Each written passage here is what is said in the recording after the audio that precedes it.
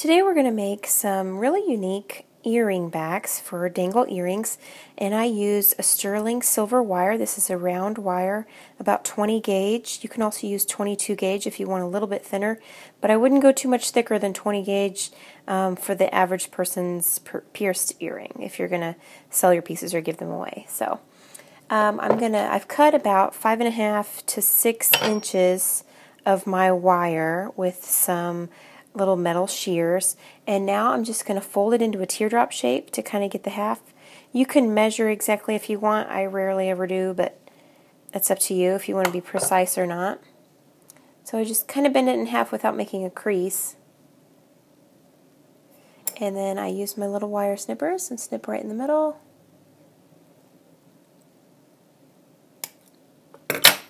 So these are going to be about maybe 2.5 to 3 inches long each, and these are going to be the tail.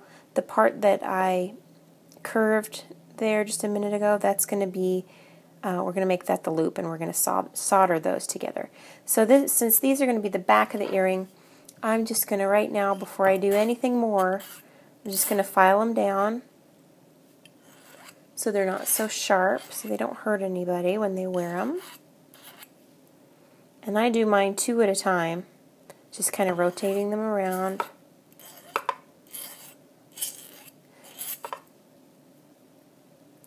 And drag it across the sensitive part of your hand or your arm, and you can tell if there's anything pokey on it. You don't want pokey earrings. Now you can go straight across if you want to go straight across, but I normally do like a curving motion to kind of round them, because I don't want them to be too sharp.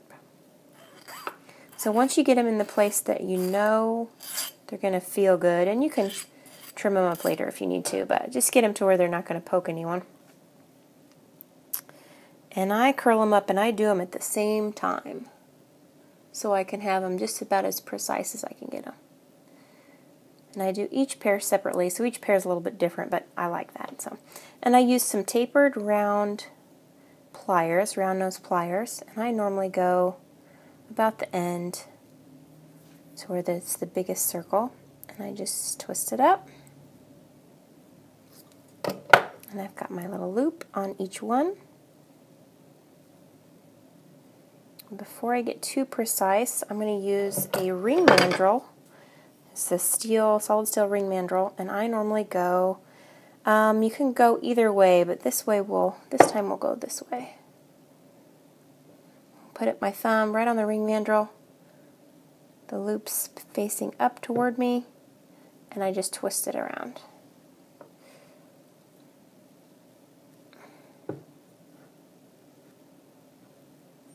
So I've got a little bit of curve to my earrings. And next I want the tail, the kind of wingback tail that you put on the back of the earring so it doesn't fall out easily. And I just go up a few little, maybe, what is that, 1/4 of an inch maybe, almost 1/2 inch. Just give it a little ducktail. So far it looks like that. And next you can either pinch them together if you want, or I try to use the pliers so they'll be closer together. Now I pinch, but I don't crease it too much if I can help it. And then I just bend them down. So you've got a cute little ear wire. Now you can make them to where they're more pronounced if you want. Like, let's see if we wanted to do, I don't exactly like how they looked. So I'll take my ring mandrel again, and I'll go on the skinnier side and kind of push it down to give me a little bit more of a curve.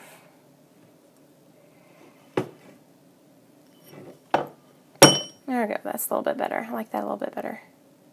So I've got more of a curve really on what's going to be the front of the earring and a little bit on the back.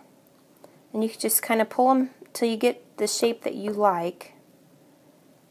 Bend them to where you think you're going to like them. And then we're going to solder these. If you're just going to add beads or something to them and you don't need them soldered, you don't have to solder them. I just like to solder mine to make sure that they stay in place, and what I what I attach to them is going to stay in the right spot. So if you're going to add beads to them, make sure to solder it before you add the beads, because most likely your beads aren't going to be able to handle the heat of your flame. So let's go ahead and solder these. I'll show you how to do that right now. Bring my little soldering station over to you. I'm just going to do one at a time.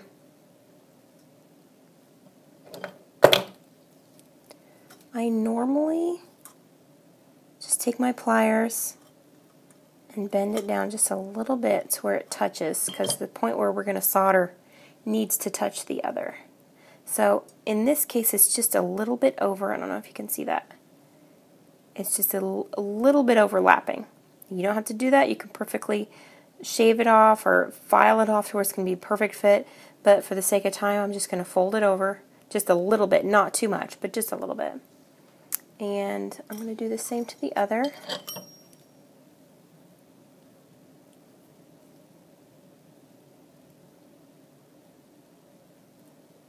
Try to get them to where they'll look similar. I don't want them to look too different, so they look pretty similar. I always match them up, and I always do one pair at a time,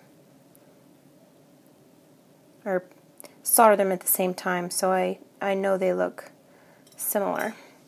So next we need our paste, and I use a Easy paste. This is a Easy Silver solder paste.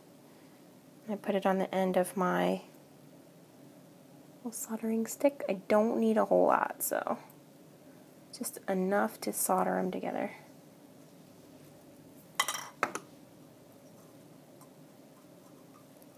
Let's put a little dab on each spot we're going to solder. Don't need a whole lot.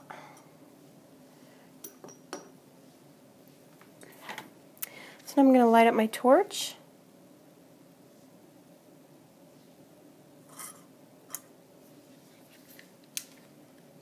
And I use just a little butane torch for these. And I try to get the whole piece hot. And then at the very end,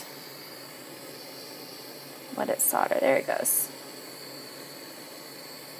And keep my flame moving so I don't burn it or melt it. And until it solders, there it goes. They both are good. Then I quench it in my water, and after that, let's see what we've got. So now that I've quenched them and I know they're not too hot, I can touch them and make sure they look right. These look really good. So next we're going to hammer them. I'm going to go over to my little hammer station. Here is my little hammering block. This is a little steel block. And I'm just going to hammer them to where I think they look right. I try not to do too flat, but I give them a little bit of texture. I tap all the way around lightly just to make sure that they are going to stay in the form that I made them. It just kind of helps secure that form that you just made. And I like to hammer the front a little bit more than the back, but that's just my preference. And again, this kind of hammers, you hammer down the little section that you folded over, or if it crossed over the other wire.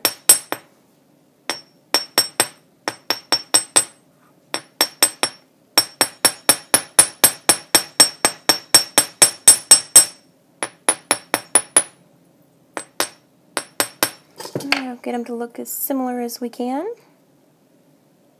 And there they go. Now all we need to do now is to pickle them and get off that discoloration from soldering them.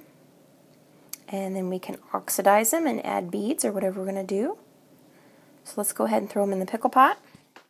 Okay, now we're over here where I pickle. This is my little crock pot that I pickle in. And I just use distilled water and natural pickle, which I can leave a link to for you down below. And let them pickle and turn white, and then we'll put them in baking soda and water as soon as they're done. And then we'll polish them up and we'll be ready to go.